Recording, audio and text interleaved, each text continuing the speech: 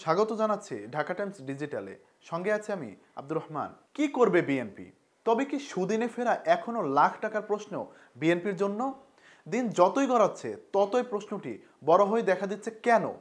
বেশ কয়েকটি ঘটনা চোখে আঙুল দিয়ে দেখাচ্ছে বিএনপির আগামী দিনগুলো মসৃণ নাও হতে পারে। কোনটা আগে বলবো? জামায়াতে ইসলামীর সঙ্গে প্রকাশ্য বাকযুদ্ধ কতটা ভোগাতে পারে বিএনপিকে? বৈষম্য বিরোধী ছাত্র আন্দোলনের নেতৃবৃন্দের সঙ্গেও বোধহয় ইদানিং সম্পর্কটা মসৃণ নয় বিএনপির। আবার তারেক রহমানের মামলাগুলো প্রত্যাহার হচ্ছে না কি কারণে, তা নিয়েও আছে হাজারো জল্পনা কল্পনা। তারেক রহমানের কঠোর নির্দেশনার পরেও দেশের বিভিন্ন স্থানে বিএনপির এক শ্রেণীর নেতাকর্মী যেভাবে দখল চাঁদাবাজিতে জড়িয়েছেন, তাতেও অস্বস্তিতে আছে দলটি। মাওলানা মিজানুর রহমান আজহারীর বিএনপির বিরোধী প্রচারণা কি শুধুই কাকতালীয়? তাহলে ইসলামী ছাত্র শিবিরের কর্মসূচিতে জাতীয় নাগরিক কমিটির মুখ্য সংগঠক সার্জিস আলমের উপস্থিতিকে কি বলবেন? অথবা মাদারীপুরের একটি অনুষ্ঠানে তার একটি উক্তিকে? এখন চারিদিকে জাতীয়তাবাদী সুবিধাবঞ্চিত লীগ, যারা 5ই আগস্টের আগে গর্তে লুকিয়েছিল। রাজনৈতিক পর্যবেক্ষকরা অনুমান করছেন উক্তিটি সরাসরি বিএনপিকে ইঙ্গিত করেই করা হয়েছে। বিএনপি, জামাত ইসলামী এবং বৈষম্য বিরোধী ছাত্র আন্দোলন নেতৃবৃন্দের চাওয়া পাওয়ার হিসেব কিন্তু এখন চাওয়া একই কায়দায় মিলছে না।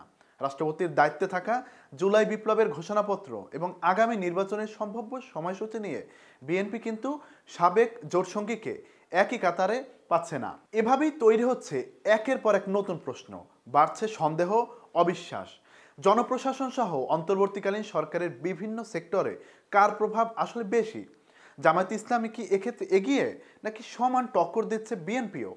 বিভিন্ন মহলে সরকারের ভেতরে রাজনৈতিক প্রভাব বিস্তারের রিলে জনপ্রশাসন সহ অন্তর্বর্তীকালীন সরকারের বিভিন্ন সেক্টরে কার প্রভাব আসলে বেশি?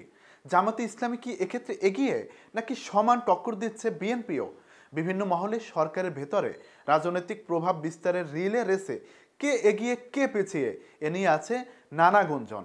বর্তমান ক্ষমতাসীনদের বিভিন্ন অংশীদারের সঙ্গে বিভিন্ন সম্পর্কের জটিল সমীকরণ কি আগামীতে দলটির জন্য বড় চ্যালেঞ্জ? এই প্রশ্ন কিন্তু বিএনপি নেতাদের অন্দরমহলে কান পাতলেই শোনা যায়। প্রত্যাশা মতো সহসাই কি জাতীয় সংসদ নির্বাচন পাবে দলটি?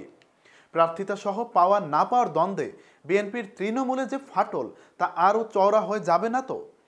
ঢাকা টাইমস কথা বলেছে বিএনপির স্থায়ী কমিটির একাধিক সদস্য, ভাইস চেয়ারম্যান ও সম্পাদক মণ্ডলীর সদস্যের সঙ্গে। বিএনপি নেতারা মানছেন আগামীর পথ চলা তাদের জন্য মসৃণ হবে না। তবে বিএনপি এজন্য দৃঢ় আশাবাদী যে তৃণমূলে বিএনপির শেকড় এখন এতটাই গভীরে যে বিএনপিকে উপেক্ষা করা, দুর্বল করা কার্যত অসম্ভব। তবে জাতীয় নাগরিক কমিটির ব্যানারে আসন্ন যে রাজনৈতিক দল, সেটি বিএনপির জন্য কতখানি থ্রেট হতে পারে, সেই ভাবনা এবং সম্ভাব্য পরিস্থিতি মোকাবিলায় বিএনপি কতটা তৎপর, এই প্রশ্নের উত্তর এখনো পাওয়া যায়নি। কবে দেশে ফিরবেন তারেক রহমান?